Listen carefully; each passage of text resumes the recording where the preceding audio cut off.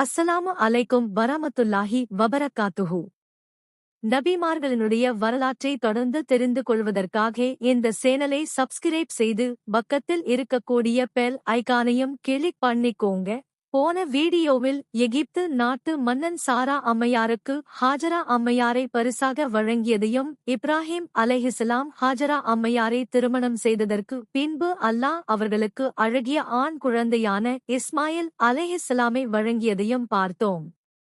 பின்பு இப்ராஹிம் அலைஹிஸ்ஸலாம் ஹாஜரா அம்மையாரையும் இஸ்மாயில் அலைஹிஸ்ஸலாமையும் ஒரு வறட்சியான பாலைவனத்தில் விட்டுவிட்டு சென்றதற்கு பின்பு அல்லாஹ் அவர்களுடைய தாகத்தை தீர்ப்பதற்காக ஜம்ஜம் தண்ணீரை அந்த வறட்சியான பாலைவனத்திலிருந்து உருவாக்கியதையும் பார்த்தோம்.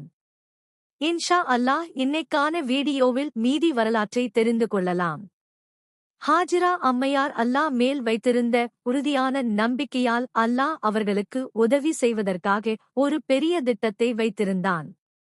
சில அரபு மக்கள் மக்கா வழியாக பயணம் செய்யும்படி செய்தான். அந்த மக்கள் மருவா மலைக்கு மேல் பறவைகள் சுற்றிக் கொண்டிருப்பதை பார்க்கிறாங்க. கண்டிப்பாக அந்த பறவைகள் தண்ணீரை சுற்றிதான் பறந்து கொண்டிருக்கும்.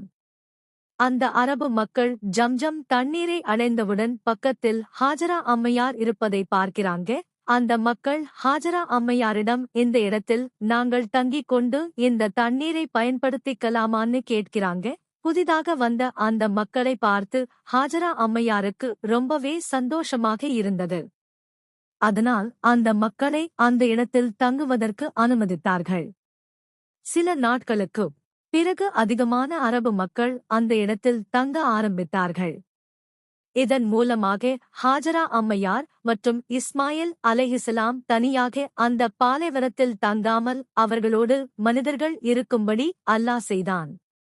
பல ஆண்டுகளுக்கு பிறகு இஸ்மாயில் அலைஹிஸ்ஸலாம் ஒரு பெரிய பையனாக வளர்ந்துறாங்க. அந்த அரபு மக்களின் மூலமாக நன்றாக அரபு பேசவும் கத்துக்கறாங்க.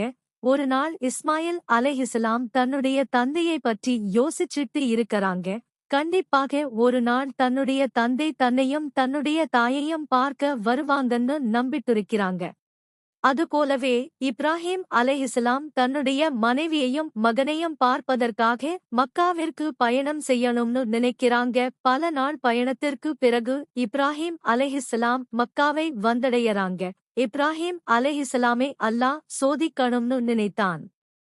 ஒரு நாள் இப்ராஹிம் அலைஹிஸ்ஸலாம் தூங்கிட்டு இருக்கும் பொழுது அவர்களுடைய கனவில் தன்னுடைய மகனை தானே அல்லாவுக்காக பலியிடுவது போல கனவு காம்புறாங்க. உடனே தூக்கத்தில் இருந்து எழுந்து இது சாதாரண கனவுதான்னு நினைத்து படுத்துறாங்க. ஆனால் அடுத்த நாளும் அதே கனவு திரும்பியும் வந்ததால் இது சாதாரண கனவு கிடையாது அப்படிங்கிறதை உணர்ந்து தன்னுடைய மகனை தானே பலியிடணும்னு அல்லாஹ் நினைக்கிறான் அப்படிங்கிறதை உணர்றாங்க. உடனே இப்ராஹிம் அலைஹிஸ்ஸலாம் தன்னுடைய மகனிடம் சென்று என்று நடந்ததை சொல்றாங்க. அதற்கு இஸ்மாயில் அலைஹிஸ்ஸலாம் அல்லாஹ் என்ன செய்ய சொன்னானோ அதை செய்யுங்கன்னு சொல்றாங்க. அல்லாஹ் நாடினால் பொறுமையாளர்களில் ஒருவராக நீங்கள் என்னை பார்ப்பீர்கள் அப்படின்னு சொல்றாங்க. அடுத்த நாள் இப்ராஹிம் அலைஹிஸ்ஸலாம் கையில் கத்தியை எடுத்துக்கொண்டு தன்னுடைய மகனை அரபாத் மலைக்கு கூட்டிட்டு போறாங்க. போகும் வழியில் மீனா என்னும் இடத்தை அடையறாங்க. அந்த இடத்தில் சைத்தான் அவர்களிடம் வந்து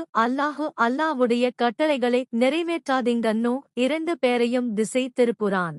ஆனால் இப்ராஹிம் அலைஹிஸ்ஸலாமும் அவர்களுடைய மகனும் சைத்தானுடைய பேச்சை கேட்காமல் அவன் மேல் கல்லை எறிந்துவிட்டு அரபாத் மலையை நோக்கி போறாங்க. அந்த இடத்தை அடைந்தவுடன் இப்ராஹிம் அலைஹிஸ்ஸலாம் தன்னுடைய மகனுடைய கைகளையும் கால்களையும் கட்டி பலியிடுவதற்காக தரையில் படுக்க வைக்கிறாங்க. இப்ராஹிம் அலைஹிஸ்ஸலாம் தன்னுடைய மகனை அறுப்பதற்காக கையை உயர்த்தும் பொழுது வானத்திலிருந்து ஒரு சத்தம் கேட்டது. அல்லாஹ் சொர்க்கத்தில் இருந்து ஒரு ஆட்டை அனுப்பினான். இஸ்மாயில் அலைஹிஸ்ஸலாமிற்கு பதிலாக இந்த ஆட்டை பலியிடும்படி அல்லாஹ் இப்ராஹிம் அலைஹிஸ்ஸலாமிற்கு கட்டளையிட்டான். இப்ராஹிம் அலைஹிஸ்ஸலாம் தன்னுடைய மகன் உயிரோடு இருப்பதை நினைத்து ரொம்பவே சந்தோஷப்படுறாங்க. பின்பு 2 பேரும் அல்லாவை பற்றி மக்களுக்கு எடுத்துச் சொல்றாங்க. அல்லாவை வணங்குவதற்கு அங்கு எந்த ஒரு இடமும் இல்லாத காரணத்தினால் அல்லாஹ் இப்ராஹிம் அலைஹிஸ்ஸலாமிடம் அந்த இடத்தில் ஒரு பள்ளியை கட்டும்படி கட்டளையிடுறான்.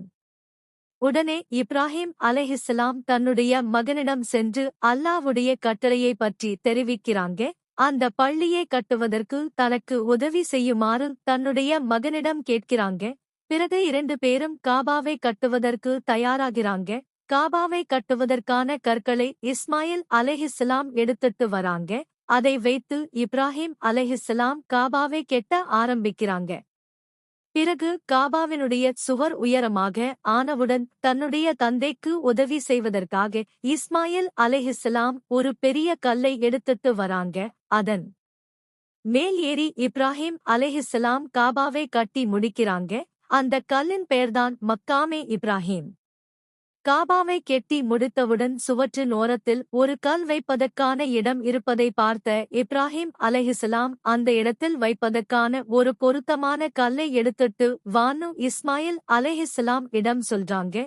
இஸ்மாயில் அலைஹிஸ்ஸலாம் திரும்பி வந்து பார்க்கும் பொழுது அந்த ஓரத்தில் ஒரு கருப்பு கல் இருப்பதை பார்த்து ரொம்பவே ஆச்சரியப்படுறாங்க. அந்த கல் எப்படி வந்ததுன்னு தன்னுடைய தந்தையிடம் கேட்கிறாங்க.